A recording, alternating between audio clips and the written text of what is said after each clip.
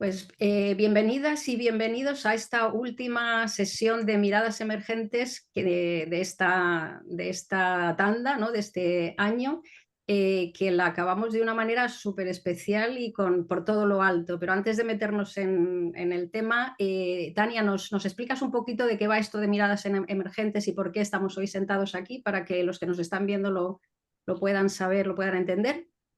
¿Te parece? Supuesto. Bueno, bienvenidas, bienvenidos, gracias a todos y todas los que estáis aquí presentes y a los que lo veréis en diferido. Las miradas emergentes surgen de un grupo de trabajo que tenemos en la Escuela Internacional de Enneagrama Aplicado, que se llama Grupo de Trabajo de Intervisión de Proyectos. Y la idea surge para enseñar un poco al mundo maneras de aplicar el eneagrama, que tenemos alumnos y exalumnos de la Escuela Internacional de Eneagrama Aplicado. Es un poco esto, cada uno ha ido poniendo sus ponencias y esta es la última de esta edición. Y con esto te vuelvo a dar el paso a ti, Gemma. Pues bueno, hoy voy a hacer uso, espero que no abuso, de la posibilidad de presentar a nuestro invitado de hoy y lo hago con el corazón ensanchado por poder tener a alguien como Pablo Benito hoy aquí con nosotros, ¿no? Vosotros sabéis que en la escuela una parte importante del eneagrama del que hablamos pues es el eneagrama psicológico, pero que no se acaba ahí la historia, ni mucho menos, sino que sin el eneagrama, sin otra dimensión, la parte espiritual, pues para nosotros el eneagrama no tiene sentido. Y desde ahí, la figura que hoy está aquí con nosotros, para cualquiera que haya cruzado esa línea de lo espiritual dentro del mundo del eneagrama, se ha tenido que encontrar antes o después con el eneagrama sufí, con el sufismo, y desde ahí, probablemente con la figura de Ibn Arabi. Y si eso ha sido así, inevitablemente os habéis tenido que encontrar con el nombre de Pablo Benito, porque yo diría que es la figura, por lo menos de habla hispana, con más conocimiento de Ibn Arabi y de mucho más, ¿no? Él ha publicado, no voy a hablar de su currículum porque lo podéis encontrar, es un vasto currículum y lo podéis encontrar en internet, pero yo diría que bueno, habiéndolo visto de primera mano de alguna manera, ¿no? Aunque sea poquito, es alguien que no solo es una persona que intelectualmente ha absorbido toda o gran parte del conocimiento que este gran místico filósofo que era Ibn Arabi nos trae, sino que además, pues yo creo que lo vive, que lo transmite desde otro lugar, ¿no? Porque alguien que se mete tanto en esto no puede no vivirlo. Bueno, no me enrollo, que no estoy yo aquí para hablar hoy. Paso los trastos de matar a Mar y a Ana, que son las personas que van a guiar el tema para que Pablo nos diga todo lo que nos tenga que decir. Mil gracias. Muy bien. Bueno, pues muchísimas gracias, Gemma. Muchas gracias a la escuela también por este espacio que nos permite compartir miradas que, bueno, podemos interpretar del eneagrama de forma individual. Y especialmente, bueno, pues gracias también a mi compañera Ana, ¿no? Que hemos tenido una aventura muy bonita, intensa en el tiempo y muy corta, ¿no? Porque dimos un giro de 180 grados para poder llegar hasta lo que es el título de la ponencia de hoy, el eneagrama, el símbolo de la totalidad y el movimiento. Y entonces, bueno, estoy muy agradecida de que han sido ánimos conjuntos y hemos llegado hasta el final, ¿no? Y bueno, y por otra parte, por supuesto, de forma personal, agradecerte, Pablo, que estés hoy aquí, por supuesto, porque sé que has dejado otras tareas y para mí bueno, pues es un placer inmenso también. Entonces, si no fuera tu presencia hoy aquí, pues seguramente hubiéramos hecho una ponencia, pues bueno, un poco de aunar contenido y no tendría la dimensión bueno, que yo tengo la ilusión que tenga, ¿no? Entonces, bueno, pues dicho esto, yo quería empezar la ponencia con una cosa así un poco para quitar hierro al asunto, un capricho, una anécdota personal que me ocurrió preparando esto con Ana, bueno, que fue en pleno fin de año, ¿no? Y entonces dándole vueltas a los números y entendiendo a ver un poco cómo abordar todo esto, me llegó un WhatsApp de estos un poco tonterías, ¿no? que te llegan en principios de año, y bueno, empiezo a compartir porque es una... a ver, permitidme como esto. ¿No? Entiendo que lo veis, ¿verdad? En grande, ¿puede ser? Ana, ¿lo Sí, sí, vemos? lo vemos, lo vemos. Perfecto. Vale, lo que no veo yo son las diapositivas. A ver, que esto es un poco lío para mí ahora. Esperad un segundito que me aclare. Vale. Sí, bueno, a ver, igual se sale de la pantalla. ¿Estoy haciendo algún destrozo por aquí? ¿O está más o menos centrado? Mar, si vos te fijas, podés, no lo tenés acá porque hay como una copita donde podés agrandar Espera, view. la figura, no la estoy viendo acá en tu... Claro, espera a ver un segundo de ajuste. Slideshow, present view. Yo creo que va a ser esta, ¿verdad? Aquí Ahí lo está, ves. ahí se ve.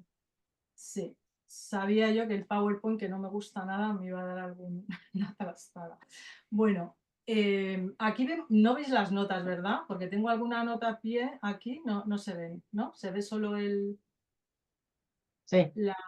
el slide, ¿no? Vale, bueno, pues entonces estamos listos. Bueno, pues este es el WhatsApp que me llegó y me pareció muy representativo porque me parecía curioso, ¿no? que el año me recibiera con esta numerología y todo llevado un poco pues como a esa potencia del 3 que estaba yo trabajando en mi cabeza. Entonces, bueno, realmente es como una especie de sincronicidad o de causalidad, como lo queráis llamar, y por alguna razón me veía yo en la deuda de empezar con con esta diapositiva, que desde aquí mando un guiño a mi amiga Elena Fons, que lo encontrará familiar. Bueno, pues ya fuera de anécdotas personales y recibiendo el 2025 como esa potencia al 3 que tienen todos sus números, me parece que es el momento de empezar con bueno, este título. Yo, como hemos dicho antes, voy a ser también muy breve, voy a hacer solo una especie de, bueno, pues de introducción, de términos, de conceptos para poder un poco, pues ponerle un poco más de luz y de conciencia en cada palabra que contiene este título, ¿no? Entonces, bueno, como vemos, pues tenemos la palabra eneagrama, símbolo, totalidad y movimiento. Y sobre esto voy un poco a ahondar, ¿no? Entonces, bueno, he eliminado todas las diapositivas que tenían letras, que tenían cosas de leer, porque siempre me parece que igual nos perdemos un poco en la lectura y me parecía más interesante que le hiciéramos caso a lo que es el símbolo en sí, ¿no? Tenemos símbolos de eneagrama de muchas maneras, de muchas escuelas, de muchas formas de verlo y bueno, realmente el eneagrama podemos decir de él que puede tener muchas definiciones, ¿no? A mí cuando me preguntan qué es el eneagrama siempre me veo un poco en la tesitura como de ajustar la definición, ¿no? Depende que me lo pregunte, ajusto un poco, porque a veces puede parecer como un poco quizá demasiado esotérico, ¿no? Para gente que no maneja el lenguaje simbólico, o a veces puede parecer demasiado, ¿no? Como clasificatorio, ¿no? Por los eneatipos. Entonces, bueno, no es fácil contestar a esta pregunta de qué es el eneagrama, pero sí podemos decir que de las cosas que se pueden decir de él, que es un mapa muy preciso sobre el ser humano, ¿no? Nos permite ordenarlo de una forma en estructuras que le dan mucha coherencia, esto por una parte. También podemos decir que es un diagrama que nos permite ver la dinámica que contienen las energías del universo y también en correlación del hombre. Y también podemos decir que es un símbolo, ¿no? Un símbolo que representa ese todo, esa totalidad, ¿no? Esa totalidad entendida como una unidad a la que todos pertenecemos, y como esa unidad se va disgregando, se va separando e individualizando en una multiplicidad de manifestaciones, ¿no? Todo esto y muchas otras definiciones que irán saliendo a lo largo de esta ponencia podemos decir sobre qué es el eneagrama, ¿no? Y bueno, para seguir un poco el orden de esos términos que quería comentar, por una parte esto, el eneagrama, también tenemos la palabra símbolo, que yo no me voy a extender nada porque, bueno, pues me daría cierto pudor, ¿no? Teniendo aquí a Pablo, hablar yo del símbolo, pero bueno, sí en alusión a su terminología, bueno, más bien a la etimología que viene del griego, ¿no? De símbolo, ¿no? Como un sentido de reencuentro, de reunión entre dos partes que se buscan en un continuo movimiento, ¿no? Entonces yo creo que esto es un poco clave para entender quizá también todo lo que contiene el eneagrama, ¿no? Que va en busca de algo siempre, en busca de esa esencia, de esa unidad, de esa totalidad que de alguna forma representa, ¿no? Entonces, bueno, es importante que entendamos, o por lo menos en esta ponencia, la palabra símbolo desde ahí, porque nos va a ayudar mucho a la apertura del resto, ¿no? Entonces, bueno, aunando un poco todas las definiciones que he comentado hasta ahora, a mí me gusta decir también que el símbolo del eneagrama es un mapa que nos revela ese camino que lleva al hombre a la unión con su verdadera esencia. De alguna forma nos da las pistas de cómo llegar hacia esa esencia, ¿no?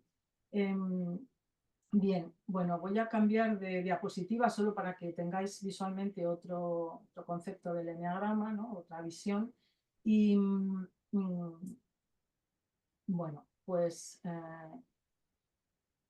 en cuanto a este símbolo que decíamos que es como la reunión de estas dos partes que se buscan y están siempre en pleno movimiento, también podemos decir que dentro de estas dos partes las podemos utilizar muchísimas metáforas, ¿no? Pero, por ejemplo, podemos decir que es un movimiento que va desde la esencia del ser divino, podemos añadir, hacia cada una de sus manifestaciones, ¿no? Como la otra parte. También podemos hablar de que es esa potencia de la totalidad que, al ser irrepresentable, busca una representación en sus infinitas manifestaciones.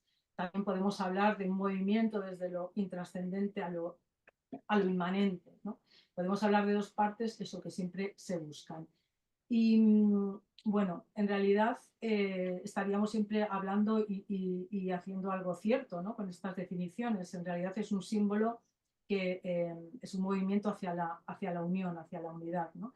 Y este símbolo contiene varias partes, ¿no? Que las quiero hablar brevemente, ¿no? Porque, bueno, como vemos en el símbolo, digamos, más tradicional del eneagrama, que podría ser este o este, ¿no? Vamos a escoger este de momento.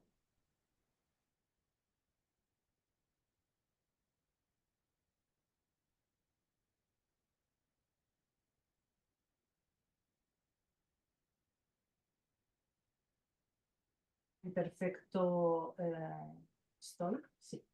Están en perfecta unión, ¿no?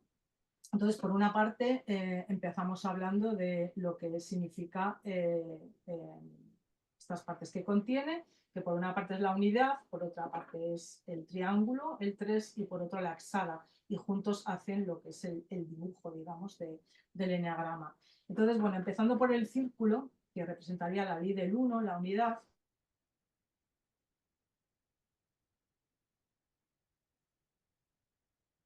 Mar, acá Sonia dice que no ve la presentación. Se te ve en la imagen como ciertamente congelada, Mar. No sé si tendrá problema a lo mejor con internet. A ver, le mando un mensajito por... Sí, parece que se ha caído Ana. Quizá a lo mejor si puedes seguir tú avanzando mientras ella se... Bueno, perfecto. Ah, bueno, a ver, no sé si viene ahí Mar. Ah, había quedado congelado, Mar.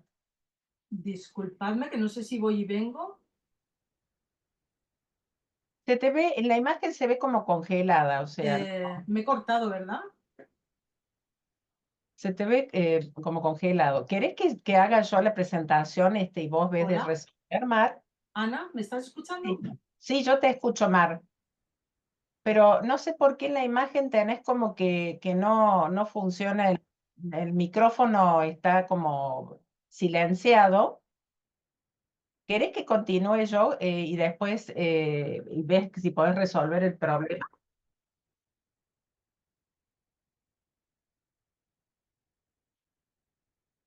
¿Cómo hacemos, Gemma? ¿Continúo yo para que no perder tiempo? Y yo creo que sería mejor que continúes tú y luego se reengancha ella. Y bueno, le enganchamos bien. Entonces, yo les voy a hablar sobre lo que he visto, digamos, lo que hemos estado viendo con Mar en el libro de Eneagrama Sufí de Abdul Karim Baudino. Y bueno, voy a tratar de ser lo más breve posible, digamos, para explicar un poco cuál es la idea nuestra con Mar. O sea, la idea era rescatar este eneagrama original que viene de hace tantísimos años, porque de alguna manera nos hemos ido como perdiendo un poco en la parte occidental, con todos los que vinieron después de Naranjo, Dichazo y todos los discípulos. Se habla mucho de toda la parte de psicológica. Y se pierde de vista lo más importante, que esto es un símbolo que nos lleva a un tema muy espiritual, es decir, a conectar nuevamente con nuestro verdadero ser, con nuestra divinidad.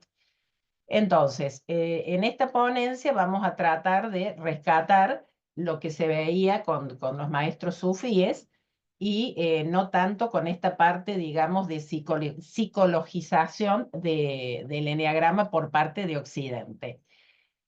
Entonces, ¿qué dice Abdul Karim? Dice que nosotros hace muchos años que venimos estudiando en Occidente el eneagrama, la parte teórica, trabajamos con él, etcétera, pero hemos perdido de vista que es un medio para llegar al espíritu, que es lo verdaderamente permanente, ¿no? Entonces, eh, que es para servir y desarrollar un sentido sagrado de la existencia. Entonces, voy a explicar acá lo que dice, cómo lo define acá. Mar decía que no sabía qué definición dar de eneagrama, y acá Abdul Karim dice que es una matriz matemático-geométrica del ser divino. Y lo que sea que estudiemos, lo tiene a este ser por centro, este ser divino, para retornar a las enseñanzas de su fuente original. Entonces, ¿qué nos revela esta fuente del símbolo? Que no es una transmisión de tipo horizontal, es decir, no es un símbolo que haya creado un ser humano para transmitir a otro ser humano, sino que es una transmisión de tipo vertical, es decir, que viene desde este ser divino que está en la unidad y el absoluto, representado por el círculo, y a través de su descendiente, digamos, del descenso desde el absoluto a través de la parte externa del eneagrama, es que este ser se, digamos, materializa en el ser humano, digamos, entra en un cuerpo.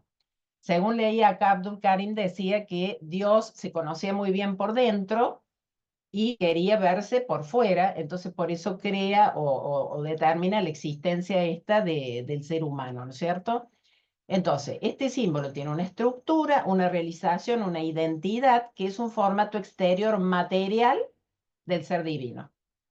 Como se dice, el ser humano fue creado a imagen de ese ser divino y se habla del micro o del macro, es decir, que nosotros como seres humanos somos un microcosmos de este macrocosmos, que es el absoluto. Solo que es la misma estructura, pero a una escala, a un nivel de escala muy diferente. Entonces acá hay una imagen que habla de los estados del ser a través del sufismo, donde dice Gurdjieff que el ser humano viene de una falsa personalidad, detrás de esa falsa personalidad está la personalidad y detrás de la personalidad está la esencia, detrás de la esencia está el yo real y detrás del yo real está Dios. Ahora, ya vamos a ver en la última diapositiva cómo desde el sufismo podemos ir bajando nuevamente de aquí por el lado derecho del símbolo para tratar de acceder a este yo real, ¿no? Hay un método para eso y sobre todo hay un maestro que es el que nos tiene que acompañar en esto. Nosotros solos no podemos hacer. Entonces, ¿qué dice Abdul Karim? Que del círculo, que es la unidad, la ley del uno, que representa el absoluto, es decir, la voluntad plena, la conciencia plena, etcétera, se entra al triángulo a través del punto 9, donde el triángulo hace conexión con el círculo, y se entra a la dualidad, donde hay conflicto, fragmentación, choque, sufrimiento. Entonces, del círculo que representa el mundo de la unidad, el absoluto eterno, infinito, entramos al triángulo de la dualidad. Entonces, lo que está en estado potencial, que es, lo describe Abdul Karim como océanos sin ningún tipo de orillas, ¿no? Para representar lo que sería Alá, el Dios, o el absoluto, tiende a realizarse y manifestarse hacia su límite final. Y acá empieza en el triángulo, que vendría a ser la ley del 3, la ley de la creación, donde lo que estaba en potencial empieza a revelarse. Entonces, el mundo que sigue está gobernado solo, no por una sola ley, que sería la ley del 1, sino por la ley del 3, que ahora vamos a ver. Esto en potencia, acá lo he hecho en un gráfico, entra en la ley de 3, que tiene 3 fuerzas. Una activa, una resistencia, y esta que viene, que es neutra, que viene del absoluto o de la unidad. Entonces, acá lo reciben los opuestos y se arma como un conflicto, porque cada una de estas partes, digamos, de esta fuerza, la fuerza activa tiene 1, la resistencia también tiene 1, y en este choque o en este conflicto entra en lo que sería el absoluto. Entonces, parecería ser que el conflicto por fuera no es muy beneficioso, pero si nos podemos ver, en este caso sería un medio a través del cual el orden superior puede entrar. Después de este ingreso a través de la ley del 1, que pasa a la ley del 3, entra en la ley del 7. Es decir, todo esto que ha sido creado necesita desarrollarse a través de esta ley. Lo que entra en potencia, para alcanzar el destino para lo cual fue creado, tiene que atravesar 7 etapas o 7 estadios de desarrollo desigual. Gurdjieff llamaba al mundo gobernado por el absoluto como la única autoridad, un principio unificante, que es lo que se conoce como el nivel de absoluto. Y es un nivel de orden, de una guía, donde hay una sola autoridad y todo está unificado. No hay fragmentación como en la Tierra, en la dualidad. No hay exposición, está todo en estado de potencia. Por supuesto que esto tiene que atravesar, acá lo explico muy brevemente, tiene que pasar por estos mundos, según dice el enneagrama sufí, donde del nivel del absoluto pasa al mundo de 3, donde hay 3 leyes, donde están los atributos divinos. Después se duplican este orden de leyes al mundo 6, donde están los atributos sagrados, o sea, el cielo. Luego se vuelve a duplicar al mundo de 12, donde están los actos divinos, y está el mundo espiritual o el espíritu, para pasar externamente por la parte, digamos, derecha del símbolo al mundo 24, que es el mundo moral o el alma, donde ya existe acá el hombre, donde se habla de valores y virtudes morales. El mundo 48, porque se vuelve a duplicar el orden de leyes, está la personalidad para llegar finalmente al mundo de 96 o el cuerpo, donde está la falsa personalidad. Esta falsa personalidad explica lo que es un orden, digamos, el hombre en este caso tiene una mirada de sí mismo completamente distorsionada, o sea, no se percibe a sí mismo tal cual es, sino que se percibe a través de una personalidad, de un ego o vendría a ser de una máscara. Y así también no solo se percibe mentalmente, sino emocionalmente también. Entonces, acá, bueno, volvemos a ver esta primera parte, ¿no es cierto?, donde dice que de los atributos divinos, cuando se baja del nivel de 6 órdenes de leyes, se convierte en atributos sagrados, y esos atributos sagrados, cuando bajan al mundo de 12 órdenes de leyes, se conocen como atributos santos.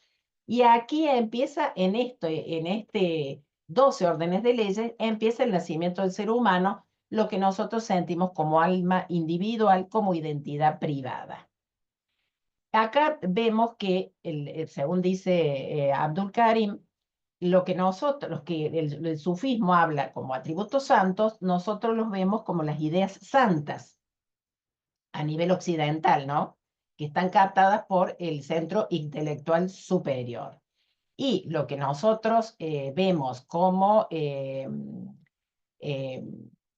¿cómo se llama? Como virtudes, están en el mundo 24, el mundo moral o el alma. Entonces, ¿qué dice él? Que al hablar, por ejemplo, de perfección, que es una cualidad que tiene que ver con Dios, en el caso de las ideas santas, la santa perfección, a nivel, digamos, del ser humano hablamos de la serenidad que tiene que ver con el hombre, pero son niveles, digamos, ambas constituyen la misma entidad, pero actúan en niveles diferentes de funcionamiento. Ahora bien, acá se produce lo que acabo de explicar, lo que sería el nacimiento del hombre, digamos. Pero, voy a volver a esta diapositiva anterior. Acá vemos que cuando pasamos del mundo 12 al mundo 24, empieza la interacción del hombre con el entorno. Entonces, hay algo de esa conexión con lo profundo que se empieza a perder. Y es a partir de ahí que empieza la personalidad o ego. Y al poco tiempo de interactuar con las demás personas, empiezan a funcionar, el hombre empieza a funcionar con estructuras más periféricas, con centros más externos, y entonces pierde más todavía ese contacto con la esencia, ese contacto con ese ser divino. Y finalmente caemos en el mundo de 96 órdenes de leyes, donde estamos muy desconectados de nuestra propia identidad, muy desconectados. Entonces, Gurdjieff decía al respecto que el orden de 96 órdenes de leyes es la personalidad ilusoria, o sea, todo lo que la persona cree, que siente que es fantasía, es una proyección, tanto de sí mismo como del mundo. Tiene una imagen idealizada de sí mismo y de la realidad.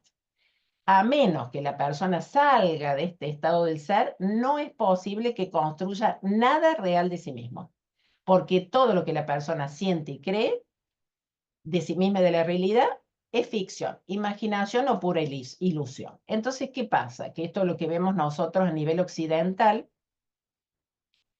que frente a situaciones de crisis personales, que estamos acá en el mundo 96, ¿qué pasa? Se activa algo dentro de la persona y empieza acá, en esta parte de la personalidad, el yo observante. La persona comienza a discriminar que hay algo diferente, pero emocionalmente sigue muy enganchada a la falsa idea que tiene de sí mismo. Todavía tienes deseos con orientación a sí mismo hacia el exterior, no hacia el interior. Entonces, ¿qué dice el sufismo? Que a través de un proceso de purificación emocional se puede pasar de esta parte que sería el mundo de 24 con la esencia, se puede pasar al yo real. Pero tiene que existir este proceso de purificación emocional donde la persona tiene que hacer una profunda transformación de lo que siente que es. Porque si no, sigue estando en esta personalidad ilusoria, tiene una distorsión de la percepción, digamos, de lo que ve. Y acá vemos que es lo que dice Abdul Karim, que lo que ha perdido de vista el eneagrama occidental, él lo representa acá en un triángulo que del mapa nosotros tenemos que utilizar un método para llegar nuevamente a reconectar o religar con esa esencia, ese yo real. Pero para ello, en esta parte, él divide el eneagrama en dos y vemos que en esta parte izquierda del eneagrama, donde está esta flecha, necesitamos sí o sí el permiso de un maestro espiritual. Un maestro que nos demuestre que el método sirve, que nos demuestre que el método sirve a través de su estado del ser. Él dice que en esta parte, por ejemplo, entre el 5 y el 6, puede haber un guía, pero ya para llegar a esta parte más superior, sí o sí tiene que haber un maestro. Bueno, termino aquí para que pueda pasar Pablo, terminar Mar. No sé cómo, no sé si habrá alguna duda o no sé si me he explicado cómo corresponde.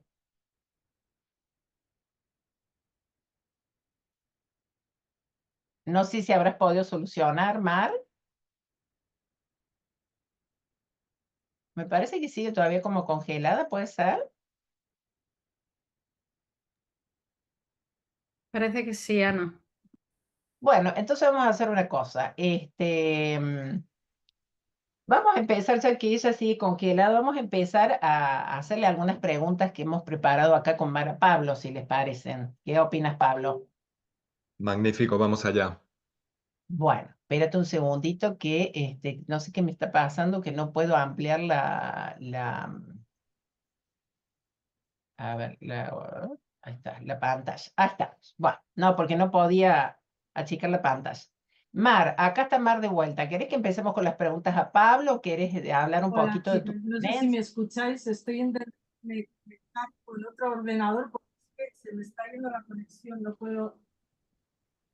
Bueno, entonces empezamos con las preguntas a Pablo, ¿te parece, Mar? Bueno, acá vamos a empezar con la primera. En un contexto histórico, donde el saber espiritual se transmitía esotéricamente, solo a quien era capaz de recibirlo, ¿no? Que se transmitía en forma oral. ¿Qué afinidad puede encontrar el sufismo con el eneagrama? ¿O qué alcance tiene la idea, digamos, de este símbolo en el sufismo? Bueno, hola a todos. Y es un privilegio, un gusto estar aquí con vosotros en este foro.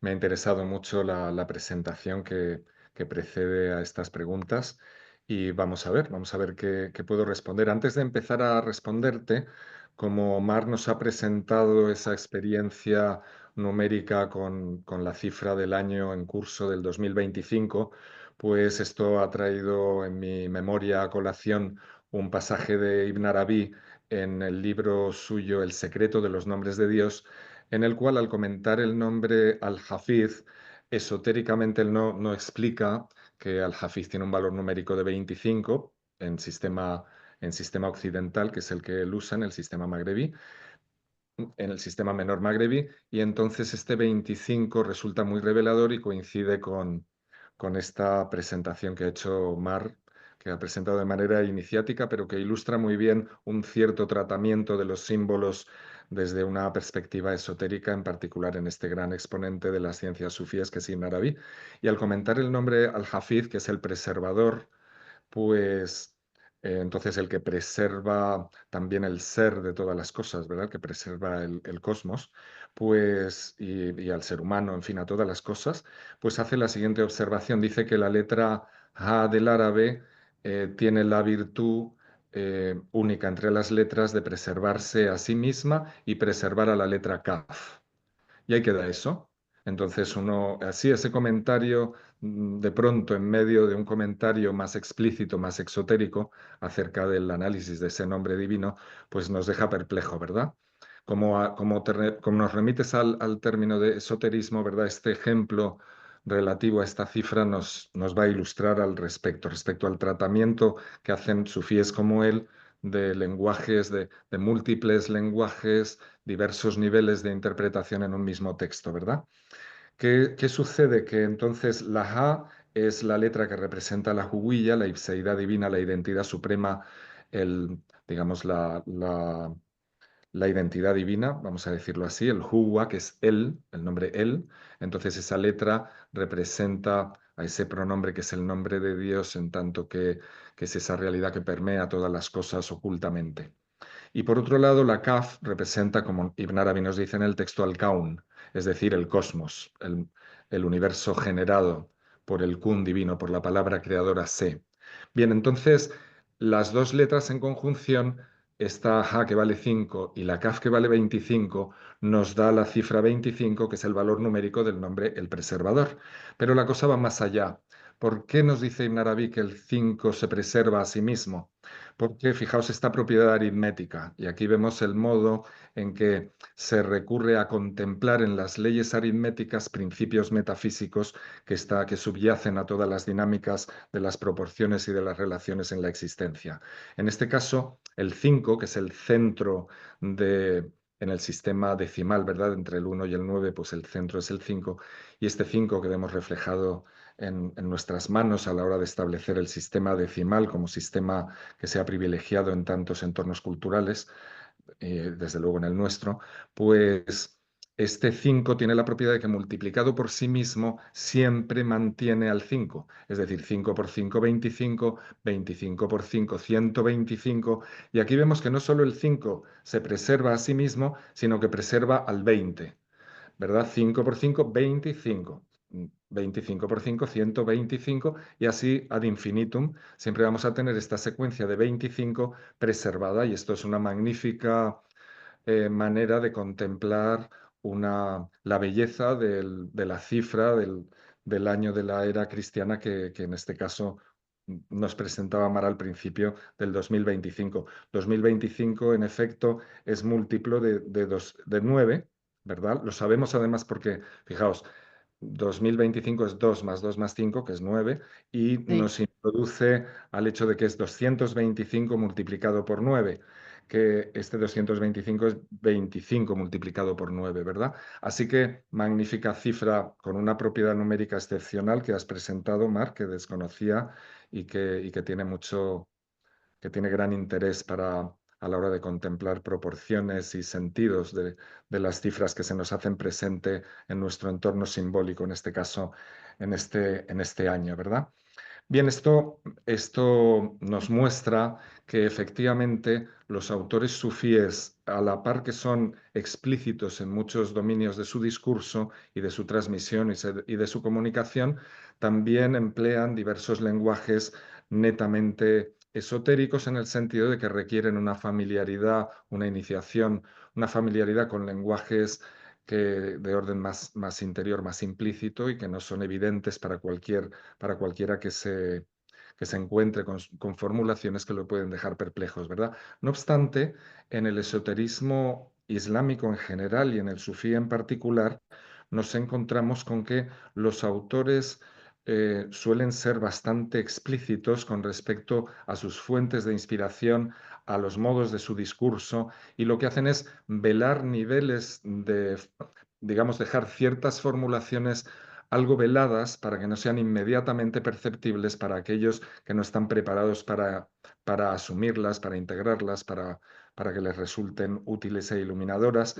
Las velan con una cierta discreción, pero no quiere decir que las oculten. Resultan explícitas para aquellos que están familiarizados con esos códigos y con esa dimensión de la transmisión del conocimiento, pero permanecen discretamente veladas para otros. Ahora bien, esto no es un secretismo, ¿de acuerdo? Precisamente lo que hacen es presentarnos todo el dominio de los secretos espirituales, pero en una forma relativamente velada para que sea útil en diversos grados de comprensión y de progresión en la andadura espiritual.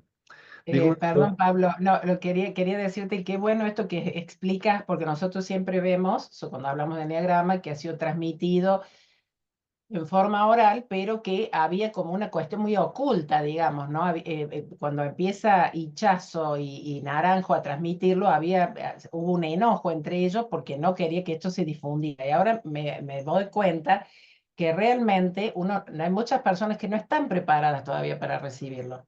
Y es ahí donde está esto que decís vos, que está velado, que no es una cuestión ni de egoísmo ni nada de eso, simplemente que hay que tener esta precaución, ¿no? Que no todo el mundo está preparado para recibirlo. Eso por un lado, pero ahora iba a responderte, ¿verdad?, a tu primera cuestión, Sí, que es la conexión que yo personalmente puedo haber encontrado entre el eneagrama y la tradición sufí. Y esta, bien. y esta conexión resulta a mis ojos, pues, difícil de dilucidar, ¿verdad?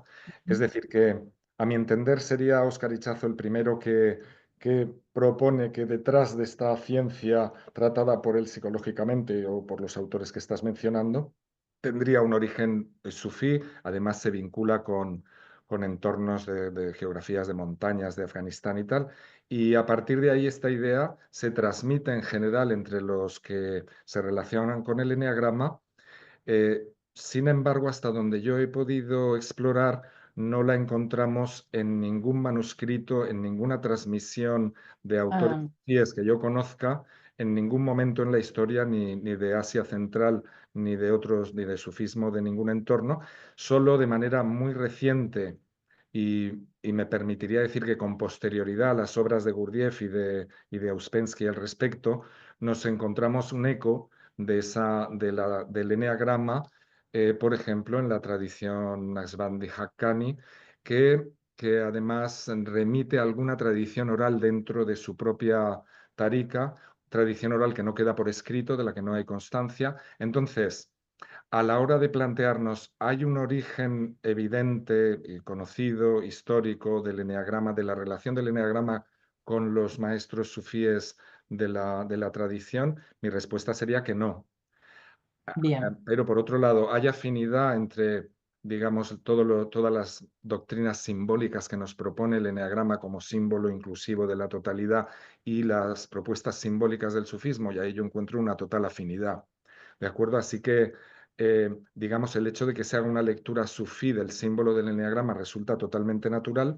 Sin embargo, el sufismo nos ha transmitido muchos diagramas, hay todo un arte diagramático, lo que se llama también sufismo visual, de manera que hay grandes autores como el propio Ibn Arabi, que en muchas de sus obras nos ofrecen muchos símbolos visuales frecuentemente en el círculo que significa, como habéis propuesto, la unidad inclusiva. Entonces hay muchas propuestas diagramáticas diversas, simbolizando muchos tipos de conocimiento, brindándonos muchos patrones de contemplación. Sin embargo, nunca encontramos el eneagrama como tal. Una originalidad muy grande del eneagrama es precisamente la manera, está ¿verdad? El círculo, está el triángulo, y sí, inmediatamente podría, como era en la imagen de la presentación, nos encontramos un eneágono, ¿verdad? Con los tres círculos. Podría muy bien haber hecho esa propuesta, esa simbolización eneagramática. Sin embargo, el tratamiento que hace de las 6 cifras que encontramos en la secuencia 14, 28, 57, prácticamente duplicando, salvo al final, en este caso ha optado por una representación distinta y por tanto los movimientos de las flechas que relacionan las cifras van a ser distintos a una propuesta que fuera simplemente de 3 triángulos. Así que esto plantea una originalidad simbólica muy grande que no encontramos reflejada en ninguna obra sufí conocida.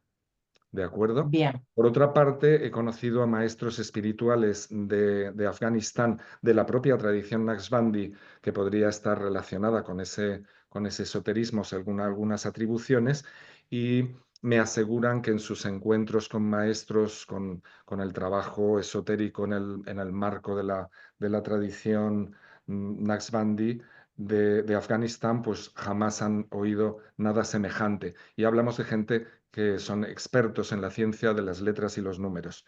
Me estoy refiriendo en concreto a mi amigo Robert Darr, residente en Estados Unidos, que él mismo pues dirige un trabajo espiritual con tantos discípulos de Afganistán, de este origen, porque vivió muchísimos años digamos, en esos entornos de montaña, de sufismo, de montaña afgana, ¿verdad? Bien, entonces, no soy un especialista en el tema, ¿verdad? Pero durante años he indagado No, acerca no, de esa claro, relación que claro. me parece muy interesante y creo que participa de ese mismo espíritu de las obras de Gurdjieff, de un secretismo que tiene también una dimensión simbólica, ¿verdad? Entonces, como esa misteriosa hermandad Sarmuni, en fin, el propio origen de las enseñanzas de Gurdjieff permanece no ya velado, sino secreto y apenas con unas pocas referencias que no remiten a ninguna realidad histórica conocida. Entonces, eso es parte del propio espíritu de la enseñanza de Gurdjieff. Apuntan algunos a la posibilidad de que sus enseñanzas, y este símbolo en particular, procedan de donde Gurdjieff, es decir, de un entorno caucasiano, ¿verdad? Georgiano, armenio, de un entorno, por tanto, de un trasfondo al menos tan cristiano como islámico si pensamos en el influjo otomano. Pero entonces, ya que no lo encontramos de modo manifiesto en un entorno sufí o islámico, pues podemos muy bien pensar que sea un símbolo que se genera en un esoterismo de trasfondo cristiano. Pero Ah, que sea, interesante. eso es simplemente una otra hipótesis para permanecer abiertos a indagar hasta, bueno, vamos a ver si encontramos el símbolo mm, eh, transmitido eficazmente en alguna obra antigua que nos dé más pistas sobre un origen histórico. también cabe no descartar que sea una creación del propio Gurdjieff, ¿verdad? Y que por tanto se suscite en ese trabajo suyo, efectivamente heredero de esoterismos cristianos precedentes y del esoterismo sufí a través de todo su influjo otomano en su área, en su entorno cultural.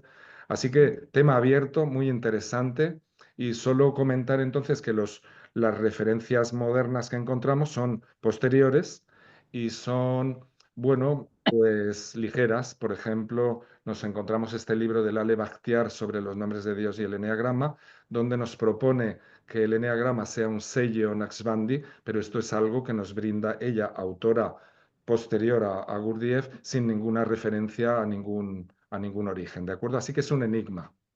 Vamos a dejar Ah, el origen histórico del eneagrama, de momento, hasta donde yo sé, y lo he discutido con muchas personas, vamos a dejarlo en enigma. Ahora, sigue siendo un enigma, claro.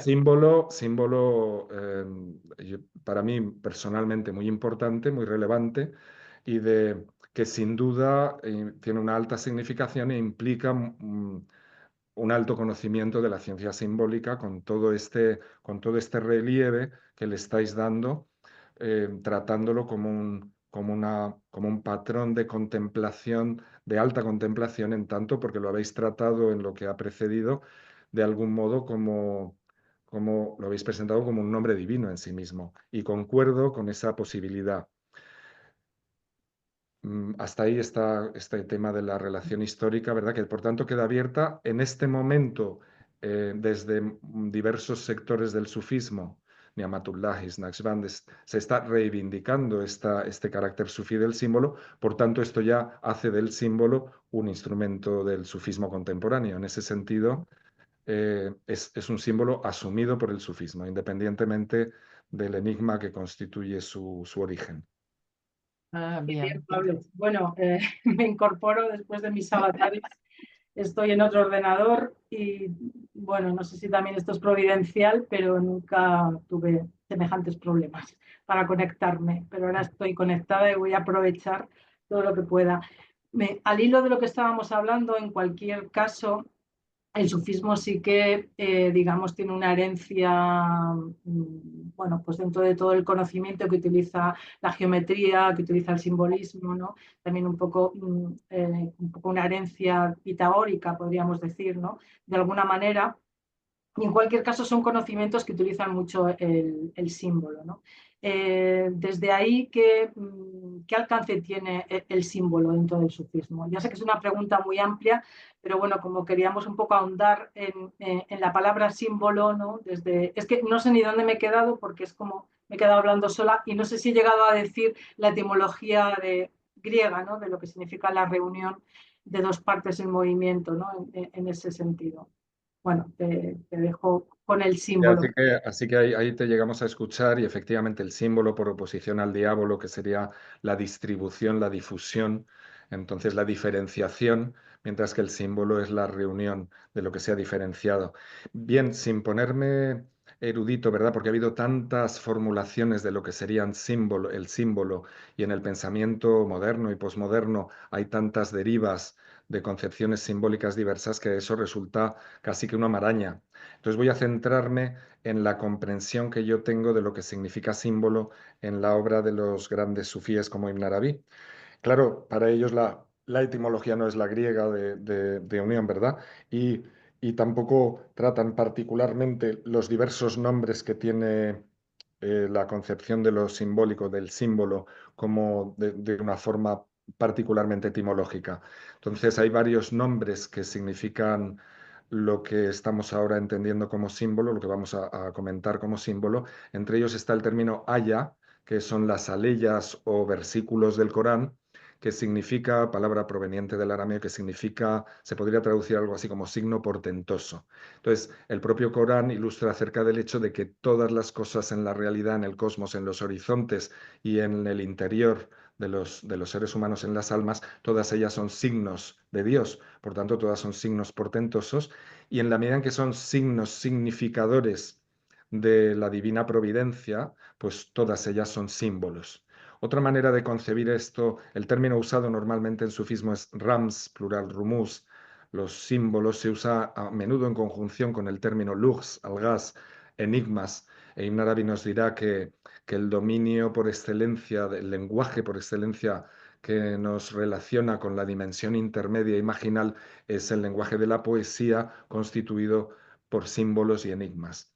Bien, otra manera de entender el orden simbólico es esta tradición semítica del mundo de la revelación y muy particularmente intensa en el sufismo, que consiste en concebir la totalidad de los seres y posibilidades de esa potencialidad divina en el acto creador a través del sé, del fiat creador, de concebirlos a todos, todas las posibilidades manifestándose en tanto que palabras de ese discurso divino creador incesante que es el gran poema de la existencia.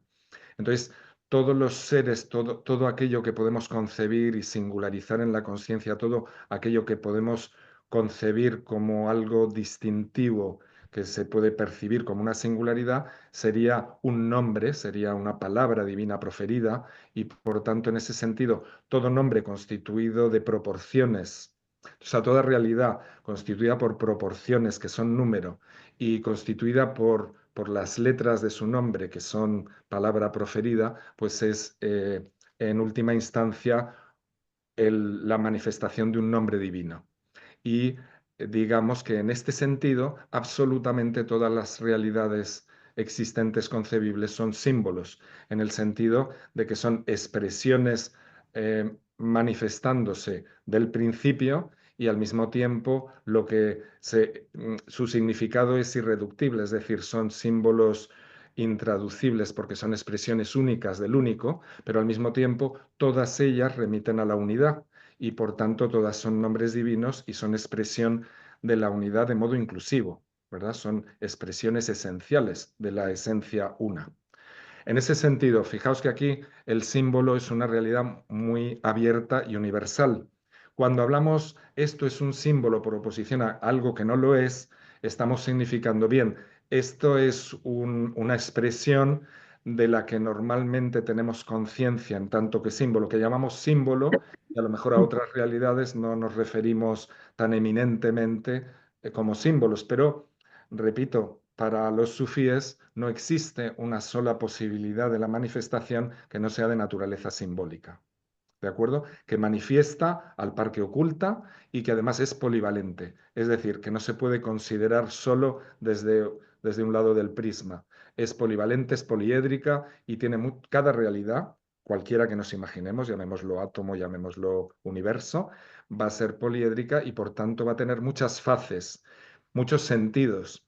Entonces el símbolo es irreductible, no puede trasladarse a un solo, no puede traducirse a un solo sentido. Es como los nombres de Dios, de los que nos va a decir Ibn Arabi, que podemos pensar que de una manera predominante los podemos clasificar como, vale, este es un nombre que pertenece a la presencia de los atributos o a la presencia de la esencia o a la presencia de los actos. Y nos dice, pero en realidad todo nombre va a tener sentidos y manifestaciones en esas tres presencias, porque todo nombre es polivalente. ¿De acuerdo? Lo mismo sucede en el orden para comprender el símbolo. Todo símbolo, una de las características del símbolo es que es ambivalente, porque es una manifestación concreta al tiempo que es una expresión de lo absoluto, en esa dinámica de trascendencia e inmanencia que habéis evocado. Y por otra parte, un símbolo es también transitivo, en el sentido de que transita. Transita quiere decir que un símbolo nunca permanece cerrado, porque interactúa con todos los símbolos posibles.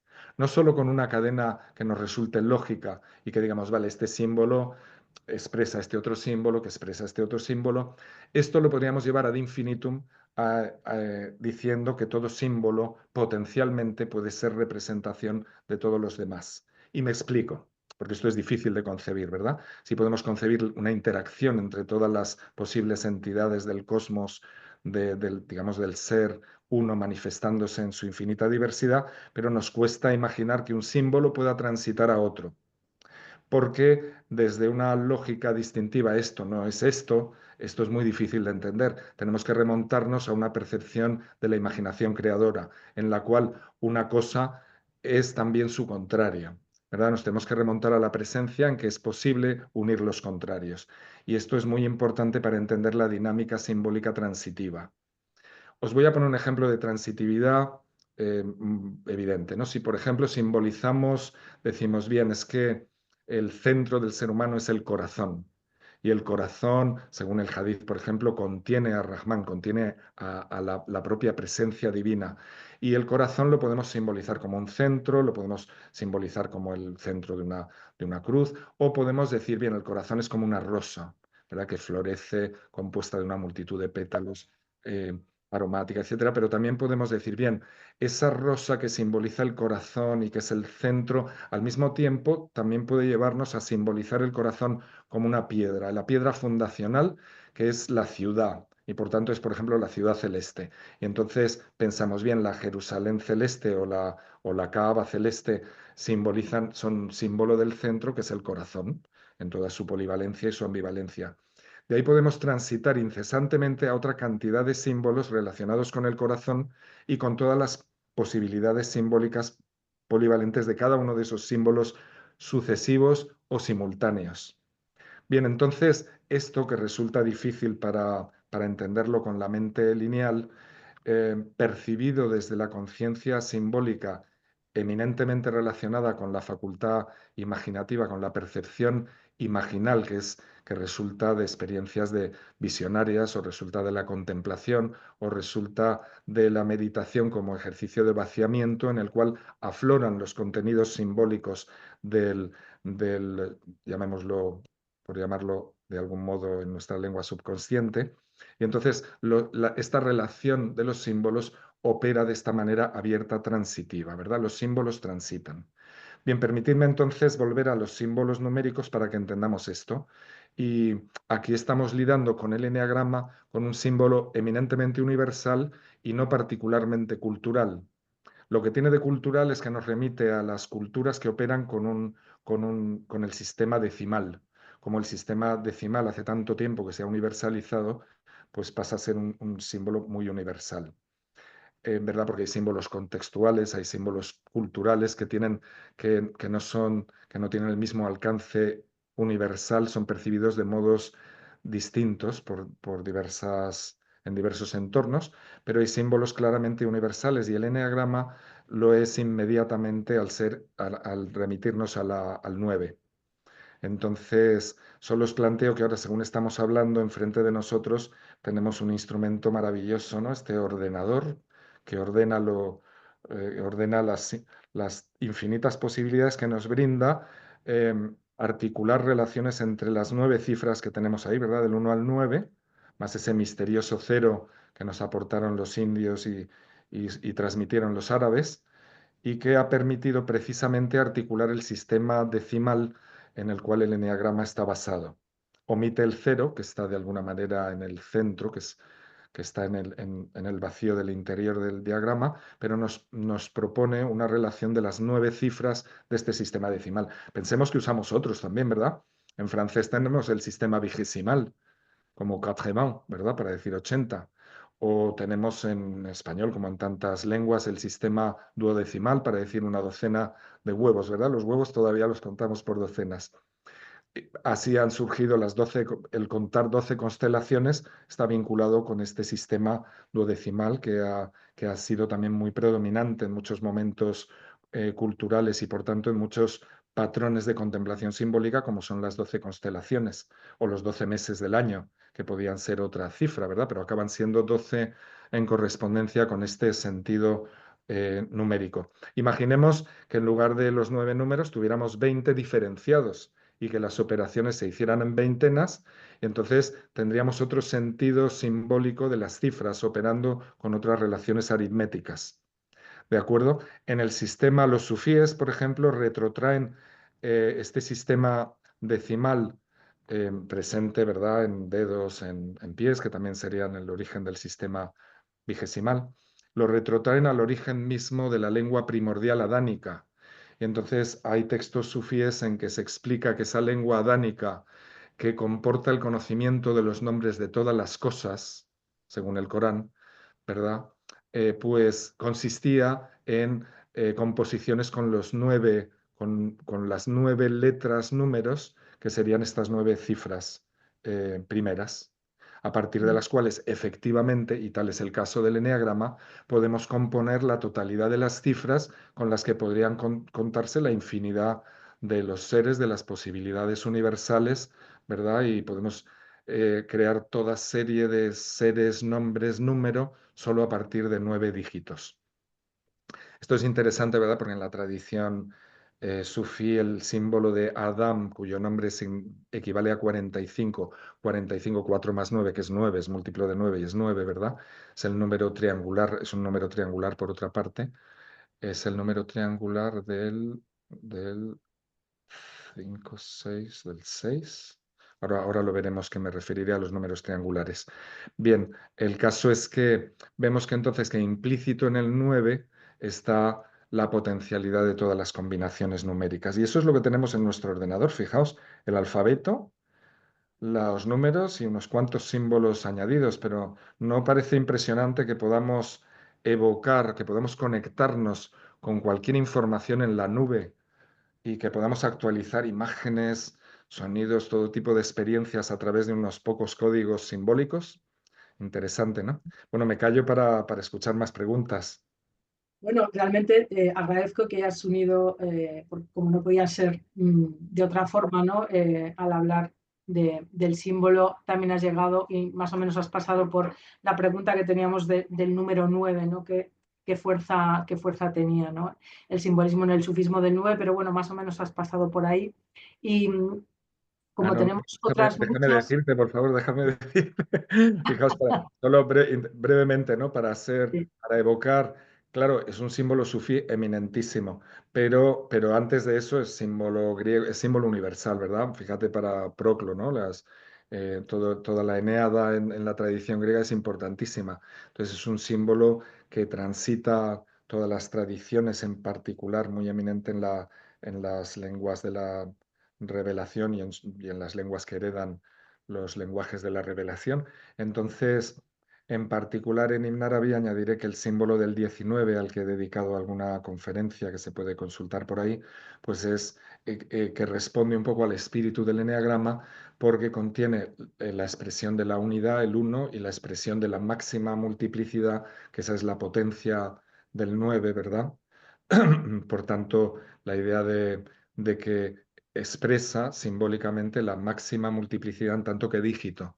Lo mismo va a suceder en el orden de la centena, y esto va a conectar entonces con la simbolización del 9 en la tradición islámica y sufí, con el 99 de los nombres de Dios. Todos los números la suma de cuya todas las cifras que si sumamos sus dígitos resultan en 9, son múltiplos de 9, ¿verdad? Como 45, 99. 99, por ejemplo, 9 más 9, 18, 1 más 8, 9, ¿verdad? Entonces, la presencia del 9 como simbolización de la expresión de la máxima multiplicidad y también de la omega de la existencia, ¿verdad? Del fin, es el término. Si el 1 es el principio, el 9 es el término, y entonces el 19 simboliza esa integración, y su unión, del 1 y 9, 10, es la vuelta a la unidad. En el orden de las decenas o de las centenas, siempre un retorno en el ciclo hasta la expresión de la máxima diversidad y el retorno a la unidad. Perdona, que quería complementar eso, ya que Muy el interesante. poder del 9. Sí. Estupendo. Bueno, pues seguiríamos con justo esto que has dicho, ¿no? De la vuelta, siempre las máximas manifestaciones, pero que se repiten infinitamente, ¿no? Unirlo con el pensamiento de la circularidad, que está muy presente en el sufismo, ¿no? Y bueno, la pregunta sería: ¿qué sentido tiene esta circularidad en el ser humano cuando, digamos, que por su misma ser orgánico está como inscrito en un cronos lineal, ¿no? Tiene tendencia a un final? ¿Cómo inscribirse en esa circularidad, ¿no? Con esa naturaleza nuestra de mortalidad lineal, ¿no? Sí, es muy buena pregunta, ¿verdad? Y además da cuenta de la importancia del símbolo del eneagrama, que justamente restaura la, el valor simbólico del círculo como referencia clave para una realización espiritual simbólica de un ser humano, que lo libere de de un exceso de apego a la simbolización lineal de la existencia. En las tradiciones antiguas siempre predominó netamente el sentido circular del tiempo y una concepción circular de la existencia, de los ciclos, de la propia naturaleza humana. Es verdad que de unos siglos a esta parte, y por efecto de cientifismo y de materialismo cuantitativo, y una serie de visiones modernas ha acabado predominando un sentido historicista lineal del tiempo cronológico como una línea recta, ¿no? Como que algo viene de atrás y sigue para adelante en una recta. No obstante, habría que ver, ¿no?, con las propuestas de los físicos que escapan a nuestra comprensión general, pero que nos hablan de una curvatura del espacio-tiempo. En fin, para empezar hay que entender que no sabemos lo que es el espacio y el tiempo, que tenemos representaciones simbólicas de lo que pueden, de cómo nos relacionamos con esas nociones, y entonces es muy importante simbólicamente escapar a la reducción del espacio y el tiempo, escapar a la idea de reducirlos a una dimensión lineal, ¿verdad? Porque esa dimensión lineal es tan simbólica como la dimensión circular de la que estamos hablando ahora. Pero efectivamente, Mar, la representación circular tiene la virtud de liberarnos de la idea que constituye un condicionamiento, ¿verdad? Que no un conocimiento, sino un condicionamiento de la idea de ver las cosas como sujetas a un principio y a un final. Entonces, el círculo, sin embargo, restaura la idea de un continuo en el que no hay principio ni final. Todo ciclo inmediatamente continúa en su propia circularidad que se repite. Es una idea más ligada a la idea de mónadas, por la cual cada punto en el universo, cada uno de nosotros es centro del círculo inclusivo de la existencia. Es un círculo que digamos, vamos a concebir que simbólicamente, eternamente de modo infinito, se reproduce en cualquier lugar que se constituya como centro. Entonces es un principio divino que está presente en toda parte y en todo tiempo, porque ese centro del círculo inclusivo es el instante y es el lugar de cada conciencia, actualizando la conciencia de ese círculo que es la totalidad del ser, ¿no? Como absoluto y como aquella realidad sin nombre que trasciende la propia concepción, la propia representación de lo absoluto, ¿verdad? Entonces, ¿qué quiero decir con ello? Que el símbolo circular es particularmente liberador para la conciencia simbólica porque permite ese movimiento dinámico de la imaginación creadora, y con eso no quiero decir de lo imaginario banal, sino de la auténtica imaginación, que es la naturaleza misma de nuestra verdadera conciencia interna y de nuestra verdadera percepción, articulando su relación misteriosa con el mundo y con la propia interioridad, ¿verdad? Es una relación misteriosa que podemos llamar imaginal, porque cuando queremos reducirla a esquemas, a lógicas, a discursos lineales, pues esto hace aguas por todos lados, ¿verdad? El lugar donde verdaderamente sentimos que nos encontramos con el sentido y con la verdad de la experiencia y con la verdad de la contemplación de los misterios del ser es precisamente el ámbito de la imaginación y la intuición que, trascendiendo el dominio mismo de la imaginación, es una intuición supraformal.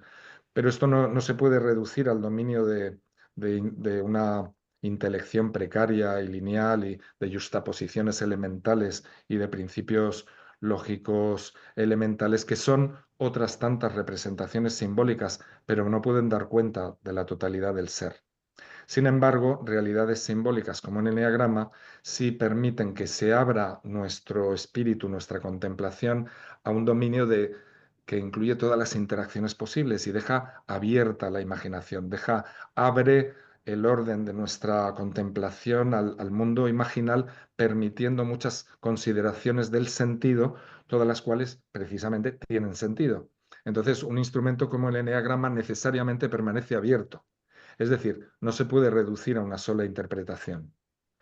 Y esta es por eso es tan fructífero, por eso se puede abordar de una manera psicológica y se pueden distribuir las modalidades psicológicas en 9, que a su vez tengan 3 subtipos y entonces ya pasan a ser, en el orden triádico, podemos seguir dividiéndolo ad infinitum en tantas posibles modalidades que dan cuenta de la necesaria singularidad última de cada ser. Cada ser va a encontrar, cada ser humano, en este caso, si nos planteamos una lectura psicológica, va a encontrar un lugar particular, único, en el desdoblamiento de esas 9 posibilidades, ¿verdad? Así que al mismo tiempo que nos permite contemplar diferencias, nos permite contemplar su unidad esencial. Y esto es fundamental en un símbolo como en el enagrama. Nos permite diferenciar y al mismo tiempo volver siempre a la unidad, ¿verdad? Porque esa diferenciación en el orden distintivo podría quedarse en una dispersión, en el ámbito de un análisis que acabe perdiéndose en una diferenciación sin sentido, donde ya la cosa diferenciada, bueno, pues es una unidad que no remite, no es simbólica, no remite a la unidad, por tanto ha perdido su sentido. Sin embargo, el eneagrama preserva en su circularidad y en la conjunción de todos sus elementos este necesario retorno de cualquier posibilidad en el análisis, en su diferenciación, a su unidad esencial, a su sentido esencial. Y este es uno de los aspectos que me parece clave de un símbolo que precisamente integra todas las posibilidades de los dígitos y nos permite contemplar diferencias y contemplar su unidad, ¿verdad? Algo muy, muy importante. Bueno, ya me he enrollado mucho, que ya ni me acuerdo de qué estamos hablando. Más preguntas, más preguntas. Sí, acá tenemos otra pregunta, Pablo, que dice, la geometría sagrada parece haber sido adoptada por el sufismo como herencia pitagórica, pero a la vez es la potencia de la palabra y la poesía, por lo menos que no sé cómo se pronuncia árabe, Sí, sí. árabe, bueno, lo que parece darle más peso. ¿Cómo se integra todo esto? Bien, Geometría con la de alguna manera música. ya he contado algunas cosas que no hace falta que repita para responder a esto, pero entiendo que hay una cuestión clave aquí, que es cuál es la relación de la geometría digamos, con las intuiciones místicas, con el conocimiento místico de lo esencial y con los lenguajes alfanuméricos, ¿verdad?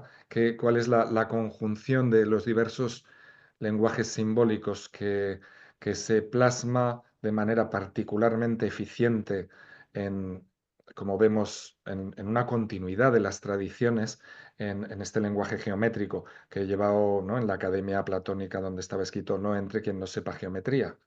Es decir, que no sepa de los lenguajes, de las proporciones. Podría haberse dicho quien no sepa música, o quien no sepa poesía, o quien no sepa el arte simbólico, porque son, digamos, equivalentes. Antes hemos hablado de transitividad simbólica. Entonces vamos a pensar que la geometría, la ciencia de los números, la ciencia de las letras, todos estos sistemas simbólicos son transitivos.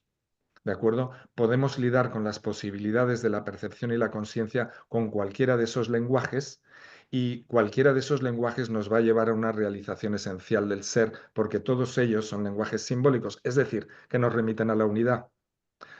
Son diferenciaciones simbólicas de una unidad esencial. Entonces la experiencia va a ser análoga. Si trabajamos con las proporciones de la música, estamos trabajando con números. Podemos simbolizar también las diferenciaciones que hacemos en proporciones numéricas del sonido, de la onda, las podemos también simbolizar con letras, con símbolos, y los podemos llamar do, re, mi, fa, y podemos hacer escalas heptatónicas, pentatónicas u otras dodecafónicas, ¿verdad? Estas escalas en general nos remiten a proporciones de números distribuidos en cuadrados armónicos, ¿verdad? De tradición griega y china y árabe, que nos encontramos este tipo de tratamiento de esa distribución de números en cuadrados que establecen proporciones, en los cuales tradicionalmente los conocedores de las ciencias simbólicas han percibido modalidades de la armonía. Armonía, por tanto, que se expresa numéricamente en leyes aritméticas, que se expresa en las proporciones de la armonía musical, que se expresa en el estudio de la geometría, de la cristalización, por ejemplo, de los cristales, ¿verdad? A su vez reflejado en las geometrías, por ejemplo, todos los modos de cristalización natural, ¿verdad? Regular, están reflejados esto es fascinante, están todos reflejados en las geometrías de la Alhambra, ¿verdad? En sus diversos trabajos de azulejos, ¿verdad? En su azulejería. Esto es un tema increíble, ¿no? Como a través del trabajo geométrico se da con las claves, sin poderlas percibir por microscopio, se da con las claves de todos los modos de cristalización geométrica. Bien, entonces, la geometría ha sido percibida desde muy temprana antigüedad, no sé si desde siempre, desde que el ser humano tiene conciencia propiamente humana, como ciencia sagrada central, como ciencia inmediatamente expresiva del misterio del ser y de su manifestación. Hay una cosa curiosa, ¿verdad? Porque desde el origen, ¿verdad? Se pone un palo y con una cuerda se traza un círculo, y esto resulta fascinante. La posibilidad de simbolizar geométricamente acompaña a la propia constitución y desarrollo del lenguaje.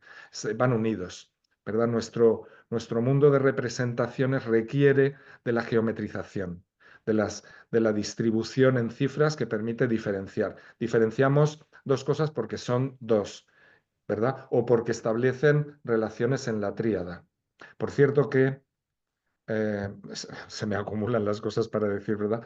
No quería dejar de pasar por alto el hecho de que el eneagrama nos introduce a una relación fundamental, que es a la relación de la unidad con la secuencia triádica 369, ¿verdad? Tenemos el 9 del eneagrama, el 6 de esos 6 cifras que quedan fuera del triángulo, que podrían haber sido un hexágono, pero se establecen estas otras líneas originales del eneagrama, y luego tenemos el triángulo, por supuesto, y la unidad. Bien, esto lo encontramos, por ejemplo, en la secuencia de los números triangulares. Cuando decimos, Ibn Arabi dice que la primera cifra, en realidad el primer individuo, es el 3, ¿verdad? Porque el 1 y el 2 presentan relaciones esenciales, cualidades numéricas, pero el primer número es propiamente el 3.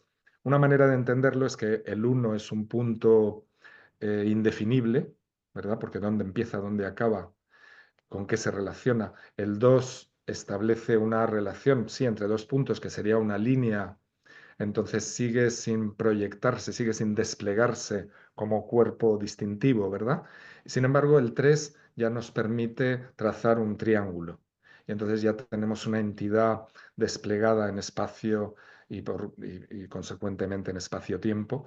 Y ahí empieza entonces el orden numérico de la tríada, porque efectivamente, como habéis sugerido en los textos que habéis evocado, la tríada es el principio de toda manifestación. Si no tenemos dos opuestos y la relación entre ellos, nada puede manifestarse, nada puede inteligirse.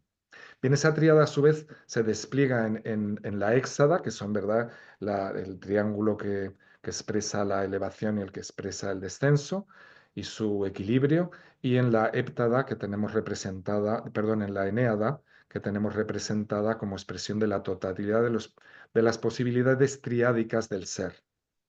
Bien, quería haceros notar que esto es una observación que me sucedió recientemente trabajando sobre números, y caímos en la cuenta, mi colega Steve y yo, de que todos los números triangulares que son tan importantes en la ciencia simbólica, en la tradición pitagórica o en la tradición sufí, pues todos ellos responden a la secuencia 369, 1369.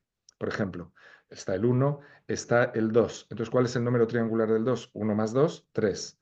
¿Cuál es el número triangular del 3? 1 más 2 más 3, 6. El del 4, el 10, que es el 1 otra vez. El del 5, el 15, que es 1 más 5, 6. ¿Verdad? Y así sucesivamente todos los números triangulares que vayamos obteniendo, que son suma de los números precedentes, pues que son la suma, ¿verdad?, de los números que preceden a esa cifra cuyo número triangular estamos considerando, todos van a equivaler a 1, 3, 6, 9. Esta es una cosa interesante. Si os fijáis, antes, al exponer, al tratar de los mundos en Gurdjieff, de esa duplicación, ¿verdad?, del 3, del 6, del 12, del 24, todos ellos responden a esta misma secuencia. ¿Vale? Si pensamos en el 3 es el 3, el 12 es 1 más 3, el 24 es 2 más 4, que es 6, el 48 vuelve a ser 4 más 8, que es 12, que es 3, ¿vale? Así sucesivamente todos van a equivaler a 3, 6, 9, 1, 3, 6, 9. Bien, así que hay particularmente en la ciencia geométrica y en la ciencia de los números una especial significación de la dimensión triádica de los modos de diferenciar, de conocer, de manifestar. Y por tanto, a la hora de interpretar posibilidades del ser, este símbolo eneádico es particularmente eficaz porque responde a estas claves de la ciencia simbólica tradicional. Entonces, geometrizar es conocer, es manifestar. No hay conocimiento que no participe de la ciencia geométrica. Podemos conocer algo si no lo geometrizamos. Hasta el punto de que civilización es ciudad, que es la geometrización del espacio urbano interiorizado como una polis del corazón, como una ciudad que se proyecta en tanto que geometría del cosmos. Y vemos a nuestros físicos proyectando unas increíbles geometrías alucinantes con las que conciben unas geometrías espaciales en las cuales conciben cosas tan extraordinarias como el hecho de que si una nave saliera por un extremo del universo, aparecería por el otro de la geometría. No sé cómo llegan a estas contemplaciones que para mí son también necesariamente del orden simbólico. Decía Juan Eduardo Cirlot, autor del Diccionario de Símbolos fascinante, era un simbolista increíble cuya poesía os recomiendo especialmente y todos sus ensayos, decía que la ciencia de los símbolos es la ciencia exacta por excelencia. A mí me llevó tiempo comprender esto, ¿verdad? Porque, claro, como si es una ciencia difusa, si no hay quien la entienda, si además todo parece cambiar todo el tiempo según lo contemplas, si además como que cada persona y cada cultura y cada discurso nos lo presenta de una manera renovada. Sí, como la medicina, la filosofía, las teorías de la alimentación o cualquier experiencia humana. Fijaos en esto. Ibn Arabi nos introduce a la doctrina según la cual la creación es totalmente renovada a cada instante. Quiere decir que a cada instante desaparece por completo y aparece en la forma de una apariencia que nos resulta tan semejante con lo que podríamos llamar relativamente anterior, ¿verdad? Porque la naturaleza del tiempo es misteriosa, que entonces vivimos un mundo de semejanzas y las interpretamos como un continuo. Esto resulta muy misterioso, pero si lo pensémoslo con la imagen de una película antigua, ¿no? De estas de celuloide. Mar sabe mucho de esto, que es cineasta. Entonces, tenemos una sucesión de imágenes cortadas, ¿verdad? Al proyectarlas en un tiempo, al montarlas de una cierta manera con la imaginación y proyectarlas en un cierto tiempo, recibimos una continuidad de un espacio-tiempo que parece lineal, pero es solo una ilusión. Lo que tenemos es un montón de momentos de luz captados como secuencias únicas, irrepetibles, ¿verdad? Porque se parecen a la siguiente y a la anterior, pero son únicas. Su momento de luz, el tránsito de los rayos, de las partículas, el instante es único, irrepetible, irreductible. Y así sucede con cada momento. Bien, lo mismo se aplica a las leyes simbólicas. Pensad que, por ejemplo, nosotros podemos concebir el eneagrama. Es un principio inteligible. Quiere decir que el eneagrama no se puede materializar en una representación concreta, porque cuando se materializa solo es la aproximación, la plasmación simbólica del eneagrama inteligible. Pensemos en un círculo para que lo entendáis claramente, ¿no? Si no podemos trazar un círculo perfecto, ¿por qué no? Porque el círculo es una idea, el círculo perfecto que representa la perfección precisamente, es la forma más perfecta simbólicamente para representar la perfección del ser y su carácter inclusivo. Al mismo tiempo, si lo vamos a trazar, pues vamos a tener que ligar puntos entre sí. Y resulta que esos puntos son indefinibles. Nosotros nos imaginamos una línea entre dos puntos, pero esa línea es un universo infinito, lleno de puntos irreductibles. Si la observamos con un microscopio, ya vemos ahí una multitud de seres en eso que llamamos puntos, pero ahí no hay puntos, ahí hay una infinidad de seres moviéndose. Vamos al mundo de las partículas y nos representamos y hablamos de protones y neutrones y vete a saber qué, que además se mueve de maneras increíbles que nos cuentan los físicos y todo resulta sumamente imaginativo y extraordinario y da cuenta del alcance y la naturaleza del misterio. El misterio es que realmente si contemplamos un punto estamos frente a frente contemplando el misterio en toda su amplitud, en toda su hondura. Y este es el punto de partida de una ciencia simbólica, es entender que el punto en sí mismo contiene toda la posibilidad, el potencial, que es irreductible, que es solo una representación del punto de la totalidad, que es eterno, que es infinito, porque no tiene principio ni fin. Y todo esto nos deja perplejos. Entonces, con esto quiero volver al eneagrama para decir que, como todo símbolo, es un instrumento que nos permite enriquecer nuestra apertura a la perplejidad que suscita contemplar las posibilidades infinitas del ser. Entonces, es un instrumento de apertura al movimiento en la totalidad. Es un instrumento de contemplación que abre nuestra mente condicionada, apegada, reductora, y deja en suspenso todas nuestras categorías y nuestras reducciones para invitarnos a un movimiento de flecha entre número y número, de relaciones de unos números con otros, ¿verdad? Entonces, yo diría que, como todo símbolo, nos llama a una dinamicidad frente al carácter estático del pensamiento lineal. Esto no es esto, esto es así, ya está, y esto así, y así, ya está.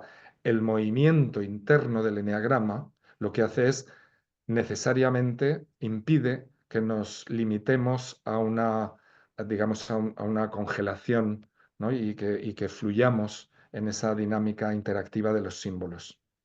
En ese sentido, es para mí un símbolo utilísimo. Hacéis muy bien en plantear que no solo tiene aplicaciones psicológicas, que es en lo que se han concentrado la mayoría de los transmisores modernos del eneagrama, a partir de Ichazo y de Naranjo y de tal, se han concentrado tanto en la dimensión psicológica, que atrae mucho a la gente en nuestro tiempo, que se pasa más por alto su dimensión metafísica, que es su expresión más original, ¿verdad? Y lo que da sentido a las aplicaciones psicológicas es su trasfondo metafísico. ¿De acuerdo? O sea que en realidad los resultados psicológicos que están abiertos, es decir, que no deben nunca significar una cristalización, no debe acabar nunca la cosa en decir, bueno, pues tú eres un 4 y tú eres un tal, porque esto es, primero, porque es mentira.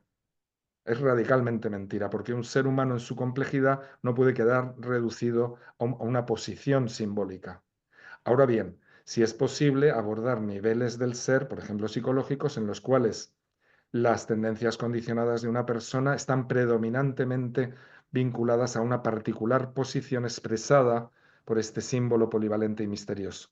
Entonces esto resulta muy revelador, iluminador, pero nunca para invitarnos a una fijación de las posibilidades que contemplemos en nuestro propio ser infinito o en el ser de otros, sino para invitarnos a ese viaje incesante de contemplación de los principios metafísicos, actualizándose en infinitas posibilidades.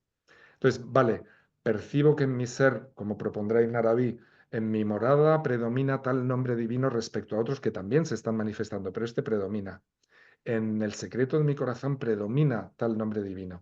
En mi estado predomina tal nombre. Bien, hablamos de predominios actualizando sus propiedades, por ejemplo, en el orden psicológico, en momentos, y podemos decir, bien, en este individuo tales nombres divinos son predominantes, o tal, tal particular relación de cifras en el eneagrama expresa bien las cualidades y tendencias que predominan en este individuo. Pero el individuo, por el hecho mismo de ser individuo, es el eneagrama entero, ¿no? Entonces, operar con los principios metafísicos del eneagrama es fundamental para liberar a las personas que trabajan psicológicamente con el eneagrama de una fijación, ¿de acuerdo? También para liberarnos de la suposición de que conocer algo en el orden distintivo va a ser definitivo, estable, o va a constituir un conocimiento decisivo. ¿Por qué? Porque por eso se ha hablado de lo importante que es en la ciencia simbólica mantener una perspectiva abierta, imaginal, en la cual todo está sujeto incesantemente a transformación. Por tanto, la experiencia cognitiva que tenemos, lo que nos revela el eneagrama en un momento dado de contemplación, va a cambiar, va a ser distinto en otra contemplación. Y si no lo es, tenemos un problema, y es que lo hemos llevado a una fijación. Y las fijaciones no son del orden de la contemplación simbólica, que es fluida. El símbolo es polivalente como el corazón, que lo propone Ibn Arabi, que tiene muchas faces, es como una cábala, es como un cubo que va fluctuando de manera que todas las formas se van reflejando en sus faces, que representan la diversidad, en este caso a través de la éxada de los atributos, pero, de un modo incesantemente cambiante.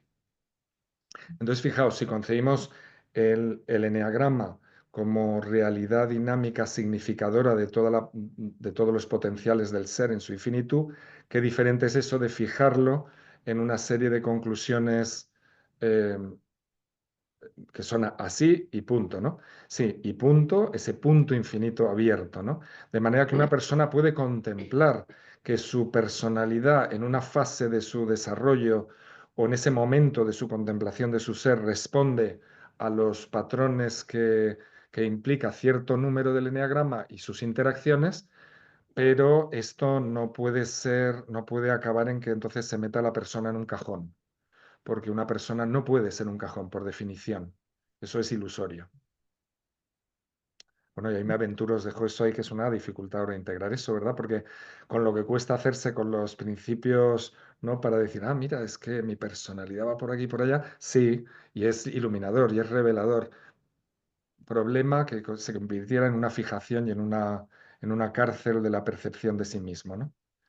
Y Bueno, disculpad. Pablo, es muy bonito que nos haya rematado una de las posibles sentires o sentidos del eneagrama como lo acabas de expresar, ¿no? Porque nos ha aliviado también, como dices, de esa fijación y nos ha abierto a esas múltiples posibilidades y es una buena apertura, ¿no? Para volver a retomar el eneagrama un poco desde este sabor, desde este sentir tan bonito como nos lo has expresado. De hecho, había una última pregunta que yo te quería hacer, pero ya por tiempo no te la hago y tampoco por no quitar este sabor que nos has dejado tan bonito, ¿no?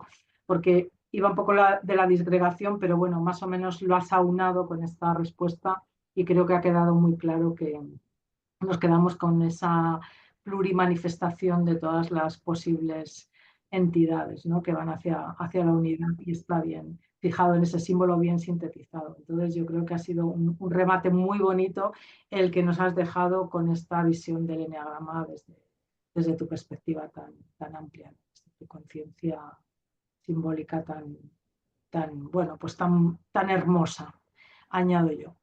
Sí, gracias, Mar, por tus apreciaciones y por, en fin, por vuestra receptividad con estas cosas.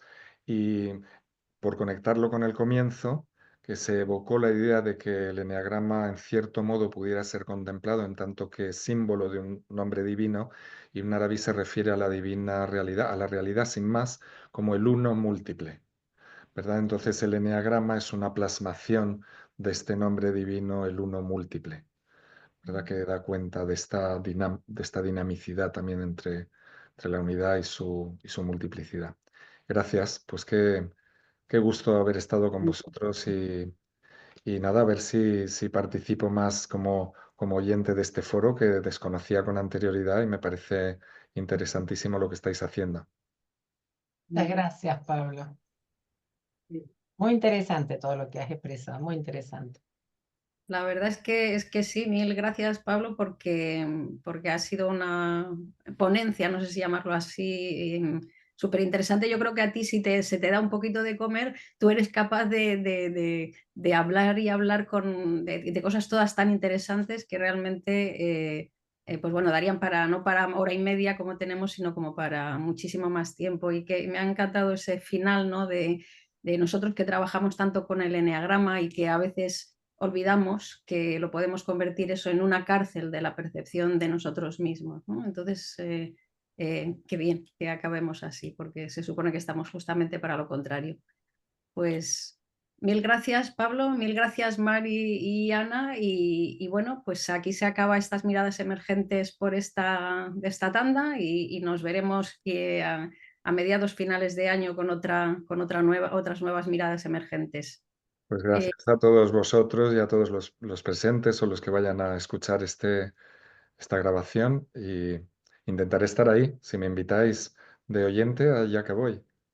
Qué bien, qué bien. Pues, no sé si de oyente y de hablante, que necesitamos aprender mucho. Bueno, pues lo dicho, hasta la próxima y nada, esto lo pondremos, lo subiremos al canal de YouTube. Venga, un abrazo para todos. Hasta Chao, pronto, chao. gracias. Chao, chao.